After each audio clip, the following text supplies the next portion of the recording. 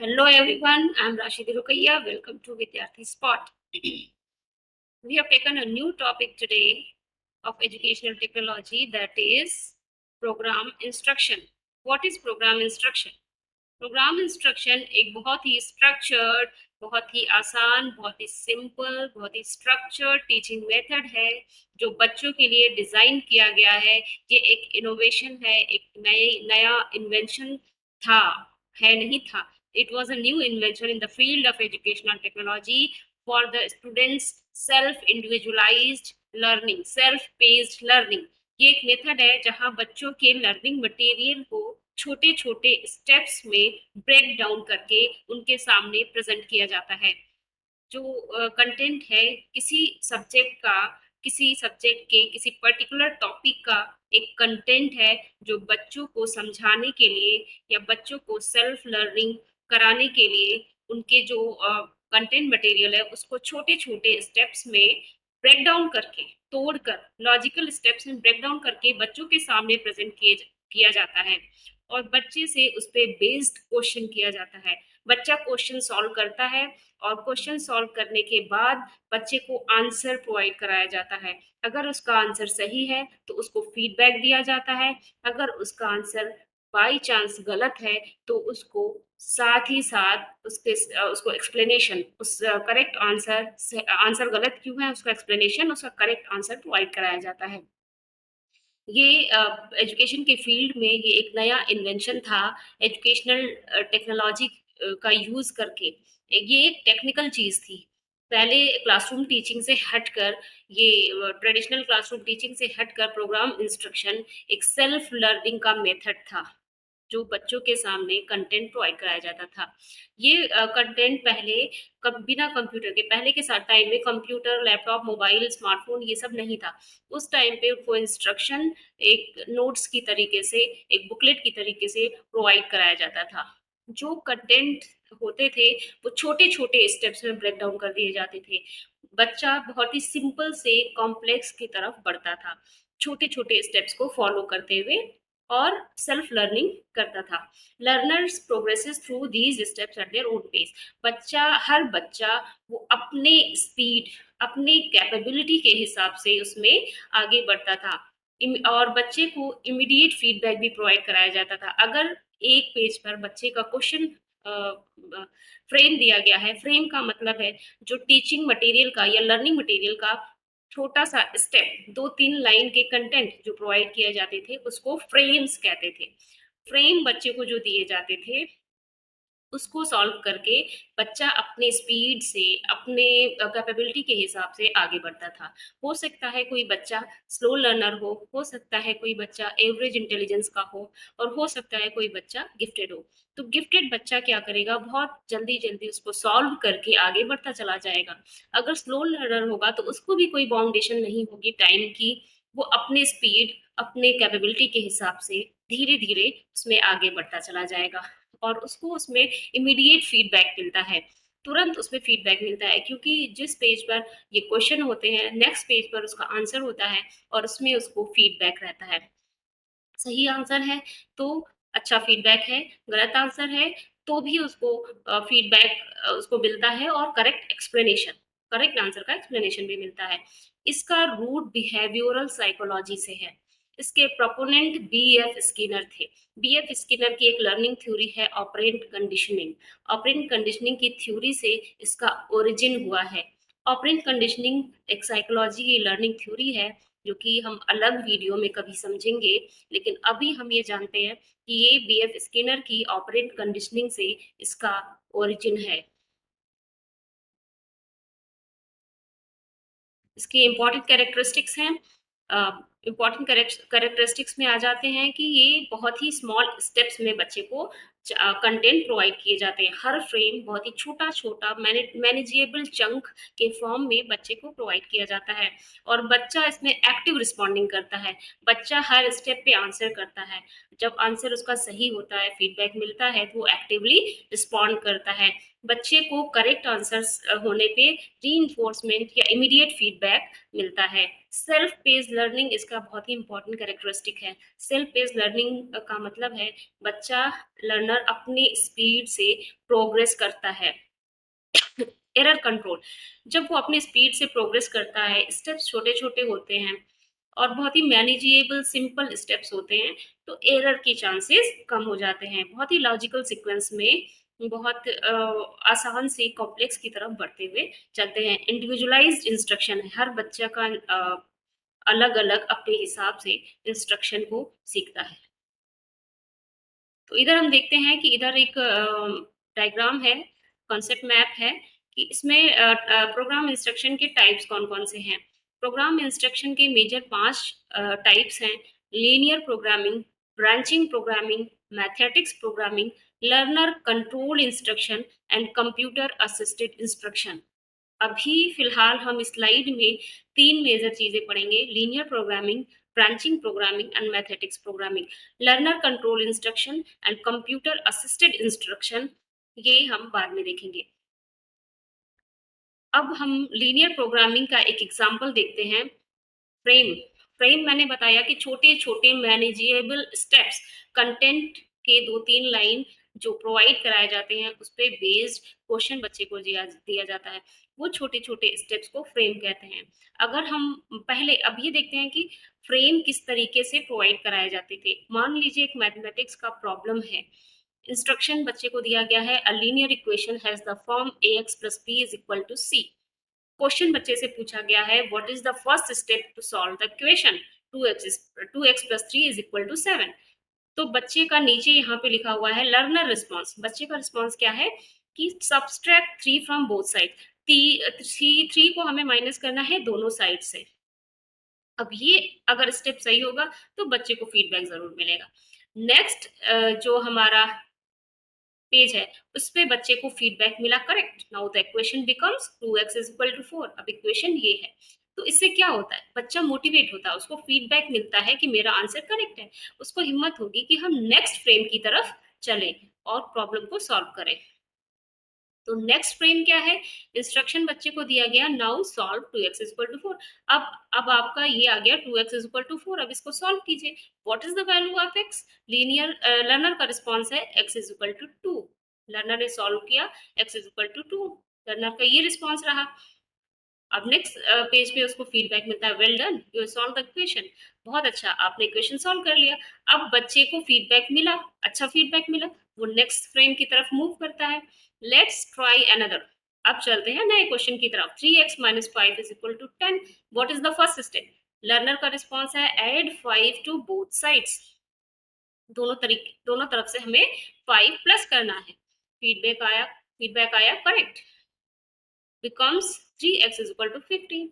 इस तरीके से ये एग्जांपल मैंने आपको पेश किया है फ्रेम्स के। फ्रेम 1 2 3, 3 फ्रेम और भी हो सकते हैं, लेकिन मैंने अपनी स्लाइड में 3 ही इंक्लूड किया है आपको समझने के लिए कि प्रोग्राम इंस्ट्रक्शन का जो लीनियर प्रोग्राम इंस्ट्रक्शन है, उसके फ्रेम कैसे बनाए जाते हैं, किस तरीके से डेवलप किए जाते हैं और बच्चा रिस्पॉन्स कैसे करता है, प्लस उसे फीडबैक किस तरीके से मिलता है। अब देखते हैं प्रोग्राम इंस्ट्रक्शन के types of programme instruction. Linear programming, इसका डिस्क्रिप्शन मैंने पूरा दे दिया है, की फीचर्स भी बता दिए हैं। ये डेवलप किया गया था लीनियर प्रोग्रामिंग बीएफ स्किनर के द्वारा, जिसका रूट है ऑपरेंट कंडीशनिंग। लर्निंग थ्योरी से इसका रूट है। लर्नर, इसमें क्या है, लर्नर फॉलो करता है fixed sequence of frame. Fixed sequence frame के बनाए गए हैं, उसको फॉलो करते हुए उसकी लर्निंग आगे बढ़ती है। छोटे छोटे स्टेप्स प्रोवाइड किए जाते हैं, एक्टिव रिस्पॉन्स होता है, इमीडिएट फीडबैक होता है और एरर के चांसेस बहुत कम होते हैं। फिर सेकेंड इसका टाइप है ब्रांचिंग प्रोग्रामिंग। प्रोग्रामिंग के प्रोपोनेंट है Norman A Crowder. Learner takes different paths based on answers. Answers जैसा लर्नर करेगा, फ्रेम का आंसर जिस तरीके से करेगा, उससे लर्नर अलग रास्ता चुन सकता है। इसमें मल्टीपल चॉइस क्वेश्चंस बच्चों को दिए जाते हैं, रिमेडियल फ्रेम्स दिए जाते हैं। अभी हम समझेंगे रिमेडियल फ्रेम क्या होते हैं। तीसरा टाइप है मैथमेटिक्स प्रोग्रामिंग। मैथमेटिक्स प्रोग्रामिंग को प्रपोज किया था थॉमस एफ गिलबर्ट ने। इनका फोकस था चेनिंग और लॉजिक पर मास्टरी हासिल करना। और इनका इम्फेसिस था रूल लर्निंग, नियम, क्योंकि डेवलप किया गया था मैथमेटिक्स के फील्ड में, लेकिन ये अलग क्षेत्रों में भी इस्तेमाल किया जा सकता है। तो इसका इम्फेसिस था रूल लर्निंग, नियम को सीखना, नियम जान जाते हैं उसके हिसाब से हम लर्निंग करते हैं। ये कॉम्प्लेक्स है थोड़ा, इसमें भी रीइंफोर्स मिलता है। अब लर्नर कंट्रोल्ड इंस्ट्रक्शन डेवलप कराया किया गया था रॉबर्ट मेगर के द्वारा। Learners control pace and path. Robert Mager इसके प्रोपोनेंट थे। लर्नर इंस्ट्रक्शन में, कंट्रोल इंस्ट्रक्शन में ये होता है कि लर्नर की ऑटोनॉमी होती है, लर्नर अपना पेस, अपना स्पीड खुद तय करता है, अपना रास्ता खुद तय करता है, बहुत हाई ऑटोनॉमी। ये क्वेश्चनिंग पे बेस्ड होता है। कंप्यूटर असिस्टेड इंस्ट्रक्शन, कंप्यूटर की मदद से जो भी इंस्ट्रक्शन हम सीखते हैं, आजकल ऑनलाइन ई लर्निंग का जमाना है, इसमें जो छोटे छोटे क्विज होते हैं वो इसके एग्जाम्पल है। वो क्विज में क्या होता है, question answer multiple choice questions होते हैं, या ई लर्निंग का अदर एग्जांपल्स भी हो सकते हैं। उसमें आप क्वेश्चन सॉल्व करते हैं, इसमें आप क्वेश्चन सॉल्व करते हैं और आंसर आता है। आंसर अगर आपका गलत है तो आपको इंस्पिरेशन भी मिलता है और फीडबैक भी मिलता है आपको। सही आंसर पे आपको फीडबैक, रीइंफोर्समेंट भी मिलता है। इंटरैक्टिव सॉफ्टवेयर, मल्टीमीडिया इंटीग्रेशन का यूज किया जाता है इसमें। प्रोपोगेटर्स जो हमने बता दिए वो अलग से भी हमने बता दिए हैं। BF Skinner, Norman A Crowder, क्या क्या इन्होंने इंट्रोड्यूस किया है ये अलग से हमने एक स्लाइड पे शो कर दिया है। रॉबर्ट मेगर, लॉरेंस स्टोलियो, ये काई के प्रोपोनेंट हैं। सिडनी एल्प्रेसी ने टीचिंग मशीन दिया था 1920s में। अब ब्रांच प्रोग्रामिंग क्या है? Instead of presenting all learners with the same linear content, learner के आगे उसी तरीके के लीनियर कंटेंट को प्रोवाइड करने के बजाय branching instruction adjust the path based on individual output. जो बच्चे ने आउटपुट दिया है, आंसर दिया है, उसके आधार पर बच्चा अपना रास्ता बदल भी सकता है। इसी को ब्रांचिंग कहते हैं। लर्नर्स आर गिवन सिनेरियोज और क्वेश्चन, बच्चे को क्वेश्चन दिया जाता है बेस्ड ऑन देयर आंसर्स और चॉइसेस, आंसर करने के आधार पे। अगर बच्चे का आंसर सही है तो वो धीरे धीरे पाथ आगे लीनियर पाथ फॉलो कर सकता है। अगर बच्चे का आंसर गलत है तो उसको नेक्स्ट पेज पे उसका एक्सप्लेनेशन दिया गया है, प्लस वो वहां से वापस मुड़ के पीछे जाके फिर से उसको चांस है कि वो फिर से क्वेश्चन सॉल्व करे, या फिर जो एक्सप्लेनेशन दिया गया है उस एक्सप्लेनेशन से दूसरे क्वेश्चन फ्रेम हो जाते हैं, वो उस बात को भी फॉलो कर सकता है। Each branch help reinforcement, reinforcement का कॉन्सेप्ट सभी में है। अब हम एक फ्रेम देख लेते हैं ब्रांच प्रोग्रामिंग का। इसमें फ्रेम वन है, इंस्ट्रक्शन है कि pollution is the introduction of harmful substances into the environment. ये एक स्टेटमेंट बच्चे को दिया गया है। पॉल्यूशन क्या है? हार्मफुल सब्सटेंसेस का इंट्रोडक्शन। इसमें से कौन सा पॉल्यूशन का टाइप नहीं है? लर्नर ने सिलेक्ट किया आंसर डी। डी इसलिए सिलेक्ट किया कि हार्मफुल सब्सटेंसेस का इंट्रोडक्शन, वो एयर में होता है, वाटर में होता है, नॉइज में होता है, लर्नर इसे जानता है। ग्रेविटी किसी तरीके का इंट्रोडक्शन हार्मफुल सब्सटेंस का नहीं है। तो ये बच्चे ने चूज कर लिया डी आंसर। फिर इसका रिस्पॉन्स में है correct, proceed to frame two. सही आंसर है, आप फ्रेम टू की तरफ प्रोसीड करिए। लेकिन इसमें ये दिया हुआ है कि अगर लर्नर ने ऑप्ट किया होता ए, बी या सी, जो कि आंसर गलत होता। अगर ये ऑप्ट किया होता तो इसमें क्या होता, एक्चुअली ऑल थ्री आर, इसमें एक्सप्लेनेशन उसको मिलता कि सारे three recognise types of pollution है, लेकिन ग्रेविटी वैलिड कैटेगरी के अंदर नहीं आता। Let's review the definition again. अब फिर से डेफिनेशन को रिवीव करते हैं और फिर से क्वेश्चन सॉल्व करते हैं। एक ही ऑप्शन है, पीछे मुड़ के जाएगा, रिवीव करेगा, फिर से क्वेश्चन सॉल्व करेगा। एक ऑप्शन ये है कि वो फिर से आगे redirects to frame one for try, और फ्रेम टू, या फिर फ्रेम टू को फॉलो कर लेता है एक्सप्लेनेशन के साथ आगे बढ़ जाता है। तो इसी को ब्रांचिंग कहते हैं। और जो ये फ्रेम है, इसको जो एक्सप्लेनेशन दिया गया है और इसको मौका दिया गया है पीछे मुड़ के जाने का, यही फ्रेम, इसी फ्रेम को रिमेडियल फ्रेम कहते हैं। फ्रेम टू इसी तरीके से आ गया। Water pollution affect aquatic ecosystem and human health. Which of the following is a common cause of water pollution? इन चारों में से कौन सा कॉमन कॉज है? लर्नर ने आंसर सेलेक्ट किया ए, करेक्ट है। Proceed to frame three. लेकिन अगर लर्नर ने ऑप्ट किया होता बी, सी या डी, तो उसको रिमेडियल फ्रेम दिया जाता, करेक्ट एक्सप्लेनेशन दिया जाता और उसे मौका दिया जाता कि फिर से पीछे जाइए, फिर से ऑप्ट कीजिए, एक्सप्लेनेशन पढ़िए, फिर से डिस्क्रिप्शन पढ़िए और फिर से सॉल्व कीजिए। मैथेटिक्स।